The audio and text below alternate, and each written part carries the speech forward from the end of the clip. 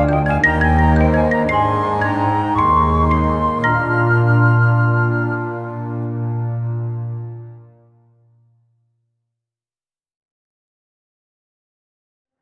Students, હું Nishant Katira classes YouTube channel વતી તમારું સ્વાગત કરું છું।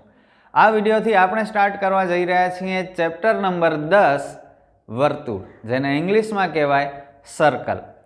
સૌથી ઇઝી ચેપ્ટરમાંનો આ એક ચેપ્ટર છે, તો ખાસ સાંભળી લેજો। વીક સ્ટુડન્ટ્સ જેને માત્ર પાસ જ થવું છે અથવા 45-50 માર્ક જ લેવા છે, એ બધા સ્ટુડન્ટ્સે આ ચેપ્ટર પરફેક્ટ રીતે તૈયાર કરવાનું છે, કારણ કે આ ચેપ્ટરનો એક પણ માર્ક ગુમાવવો આપણને પોસાશે નહીં। ઓકે, તો સમજી લેજો, આ ચેપ્ટરના તમને પૂરા માર્ક આવવા જોઈએ અને આવી શકે છે એટલો ઇઝી ચેપ્ટર છે, તો પૂરેપૂરું ધ્યાન આપવાનું છે। વાત કરીએ આપણે આ ચેપ્ટરમાંથી કેટલું પૂછાશે, તો ટોટલ 6 માર્કનું વેઇટેજ હોય છે જનરલી આ ચેપ્ટરનું, જેમાં એક હેતુલક્ષી દાખલો, એક 2 માર્કનો દાખલો અને એક 3 માર્કનો પ્રમેય પૂછાય છે। પ્રમેય પણ ફિક્સ છે, પ્રમેય 10.1 અને પ્રમેય 10.2 આ બેમાંથી જ જનરલી પૂછાતા હોય છે, તો આવી રીતે કુલ 6 માર્કનું વેઇટેજ છે। પણ કોરોનાની સિચ્યુએશનને લીધે મે 2021માં જે સ્ટુડન્ટ્સ એક્ઝામ આપવાના છે એમના માટે થોડું કામ વધારે ઇઝી થઈ ગયું છે। પ્રમેય નીકળી ગયા છે, 6 માર્કના બદલે 8 માર્કનું વેઇટેજ થઈ ગયું છે। કેવી રીતે? તો 2 હેતુલક્ષી સમ અને 2 માર્કના 3 સમ, તો આવી રીતે ટોટલ 8 માર્કનું થઈ ગયું છે।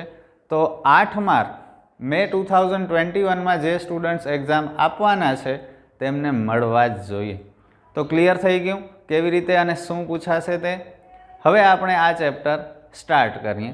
તો સૌથી પહેલાં હું તમને કેટલીક આકૃતિઓ સમજાવીશ, તો પૂરેપૂરું ધ્યાન આપજો બોર્ડ ઉપર, વિડીયો ભગાવવાનું નથી।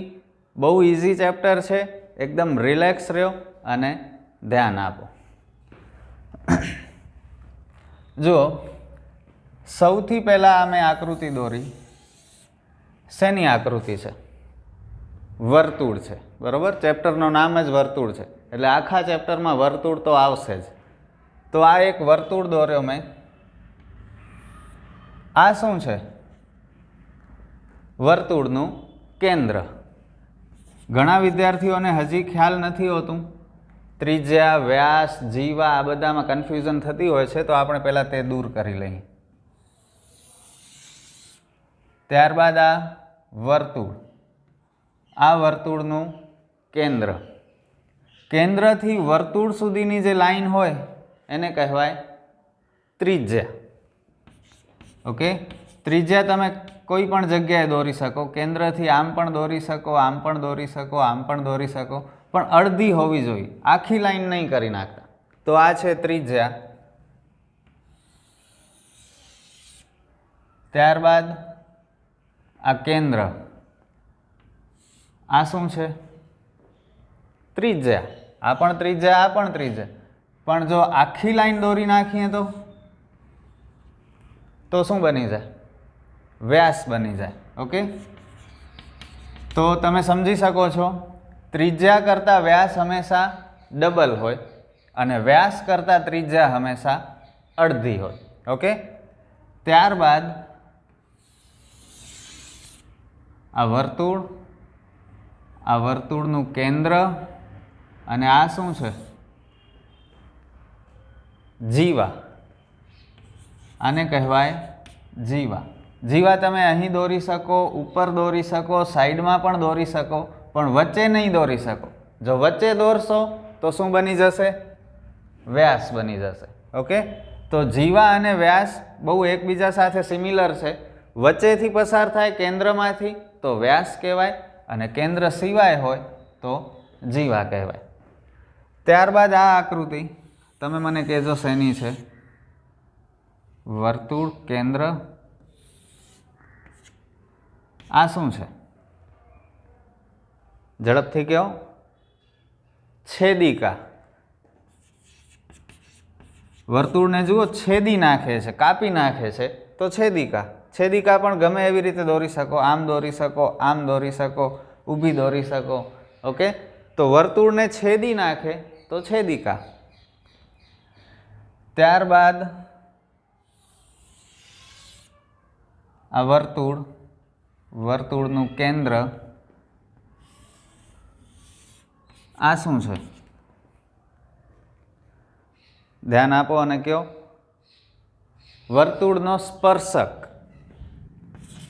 જો વર્તુળને સ્પર્શીને પસાર થઈ જાય છે, ઓકે, છેદ તો નથી, કોઈ એક બિંદુએ સ્પર્શી અને લાઈન આગળ વધી જાય છે તો સ્પર્શક.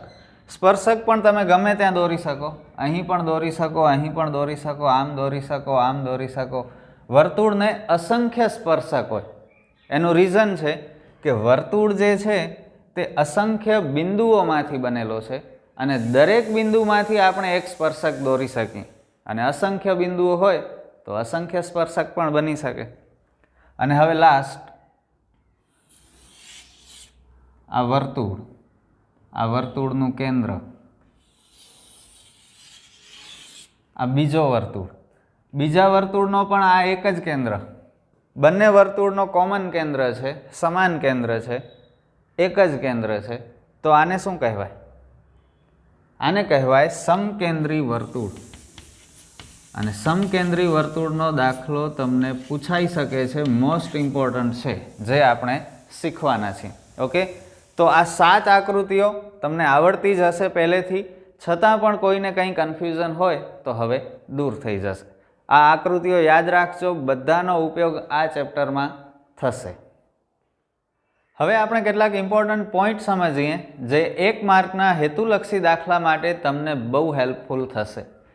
ફર્સ્ટ પોઈન્ટ, વર્તુળ પર અસંખ્ય બિંદુઓ હોવાથી કોઈ પણ વર્તુળને અસંખ્ય સ્પર્શકો હોય. તમને ખ્યાલ છે વર્તુળ અસંખ્ય બિંદુઓનો બનેલો હોય અને દરેક બિંદુમાંથી એક એક સ્પર્શક પસાર થઈ શકે, અને અસંખ્ય બિંદુઓ હોવાથી અસંખ્ય સ્પર્શક હોય. સ્પર્શક વર્તુળને એક અને માત્ર એક જ બિંદુમાં છેદે છે. વર્તુળ અને સ્પર્શકના સામાન્ય બિંદુને સ્પર્શ બિંદુ કહે છે. જુઓ, આ વર્તુળ અને આ વર્તુળનો સ્પર્શક. તો વર્તુળ અને સ્પર્શક જે સામાન્ય બિંદુ છે આને કહેવાય સ્પર્શ બિંદુ. વર્તુળના અંદરના ભાગમાં રહેલ બિંદુમાંથી વર્તુળને એક પણ સ્પર્શક ન હોય. કેવી રીતે? જુઓ, આ વર્તુળની અંદરનો કોઈ એક બિંદુ. ઓકે, હવે અહીં જો આપણે એક લાઈન દોરીએ, આ બિંદુમાંથી પસાર થતી લાઈન, તો આ સ્પર્શક બન્યો? ન બન્યો. શું બન્યો? છેદિકા બની. તો વર્તુળની અંદર જો કોઈ બિંદુ હોય તો તેમાંથી કોઈ સ્પર્શક પસાર થઈ શકે નહીં, અને જો પસાર થાય તો તે છેદિકા બને. વર્તુળના બહારના ભાગમાં આવેલ કોઈ પણ બિંદુમાંથી વર્તુળને 2 સ્પર્શક દોરી શકાય. કેવી રીતે? આ વર્તુળની બહાર કોઈ એક બિંદુ આપણે લઈ લીધો. આ બિંદુમાંથી આપણે એક આવી રીતે સ્પર્શક દોર્યો અને એક આવી રીતે સ્પર્શક દોર્યો. તો બહારના બિંદુમાંથી 2 સ્પર્શકો દોરી શકાય, 2 થી વધારે દોરી શકાય નહીં. અને લાસ્ટ પોઈન્ટ, વર્તુળની છેદિકાને સમાંતર હોય તેવા બરાબર 2 સ્પર્શક હોય. જુઓ, આ વર્તુળની છેદિકા આને સમાંતર હોય એવા 2 સ્પર્શક બને. કેવી રીતે બને? આ એક સ્પર્શક અને આ બીજો સ્પર્શક, તો 2 સ્પર્શક બને. હવે જો આપણે આમ દોરશું, સ્પર્શકો તો ઘણા બને, વર્તુળ ઉપર અસંખ્ય સ્પર્શક બને, પણ આ છેદિકાને સમાંતર થઈ શકશે નહીં. સમાંતર એટલે તમને ખ્યાલ છે, આ 2 લાઈન આગળ વધશે રાઈટ સાઈડ તો એકબીજામાં ભેગી થશે નહીં, અને જો લેફ્ટ સાઈડ આગળ વધશે તો એકબીજામાં ભેગી થશે નહીં. તો આવી 2 લાઈનને સમાંતર લાઈન કહેવાય, પેરેલલ લાઇન્સ કહેવાય. ઓકે, તો છેદિકાને સમાંતર હોય તેવા 2 સ્પર્શક હોય. હવે આપણે સમજીએ પ્રમેય 10.1 અને પ્રમેય 10.2. અત્યારે માત્ર વિધાન જ સમજશું બંને પ્રમેયના. ડિટેલમાં જો તમારે શીખવું હોય તો આપણી ચેનલના પ્લેલિસ્ટમાં એક પ્રમેય વિભાગનો સેક્શન છે, એમાં તમને આ બંને પ્રમેય મળી જશે. તો એમાંથી તમે ડિટેલમાં શીખી શકશો. અત્યારે માત્ર આપણે બંનેના વિધાન સમજી લઈએ.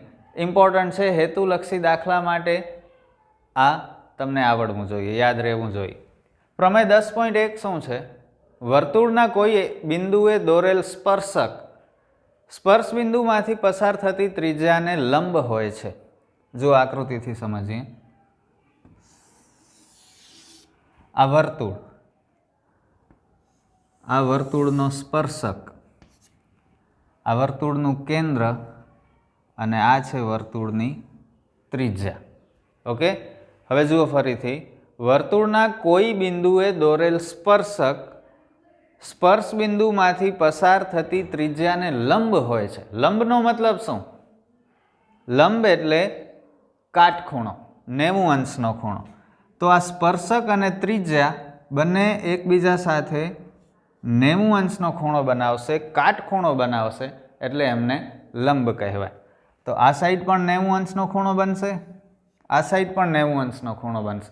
તો આના રિલેટેડ સમ આપણે ગણવાના છે અને ઇમ્પોર્ટન્ટ છે. તો આ પોઈન્ટ તમારે યાદ રહેવો જોઈએ.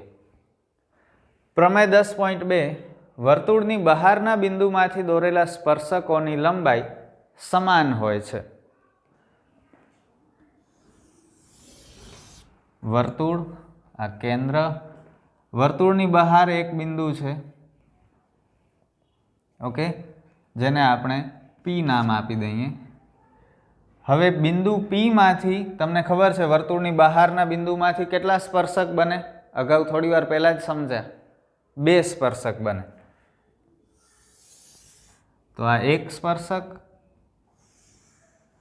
અને આ બીજો સ્પર્શક, આને નામ આપી દઈએ A અને B. તો આ બંને સ્પર્શક કેવા હોય? બંને સ્પર્શકોની લંબાઈ સમાન હોય.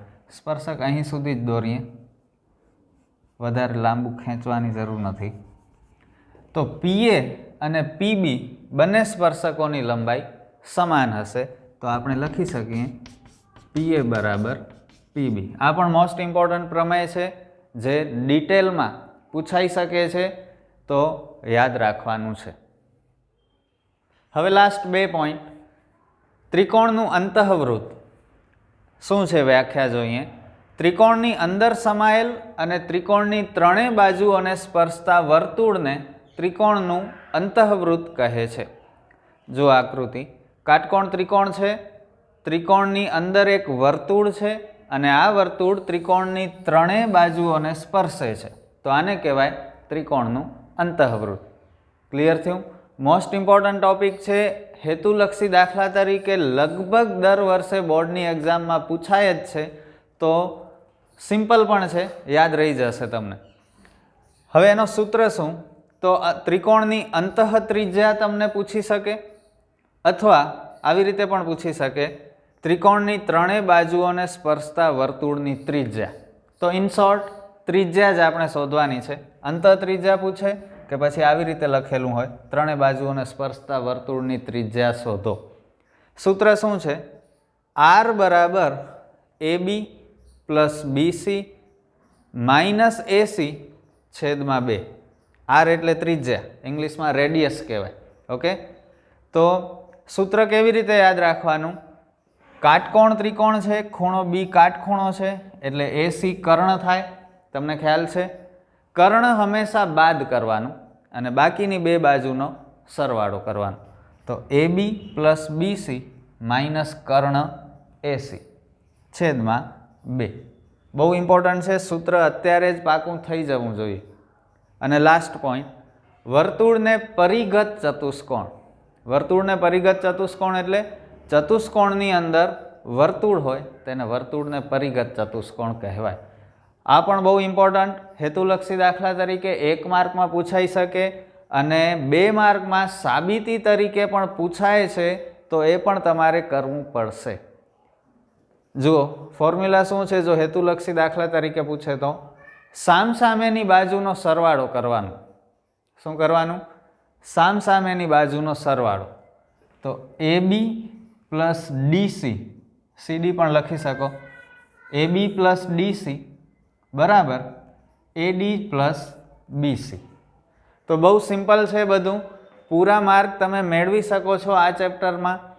તો થોડુંક હાર્ડવર્ક જરૂરી છે, ટેક્સ્ટબુકમાં બહુ લિમિટેડ સમ છે એ પણ સમજી લેજો, એક્સ્ટ્રા ઘણા સમ્સ કરવા પડશે, પેપર સોલ્વ કરવા પડશે, ત્યારે જ આ ચેપ્ટરના પૂરા માર્ક તમને મળશે।